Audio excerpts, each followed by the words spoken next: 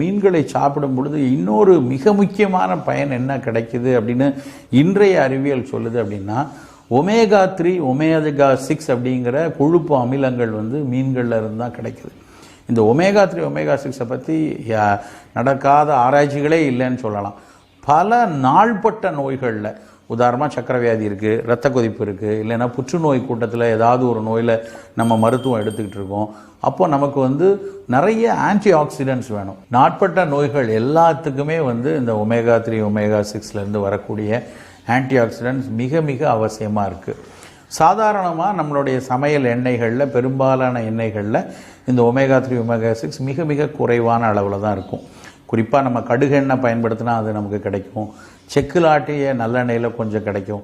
ஆனால் இன்றைக்கு இருக்கக்கூடிய சூழலில் அது கிடைக்கக்கூடியவர்கள் மிக குறைவான நபரில் இருப்பாங்க.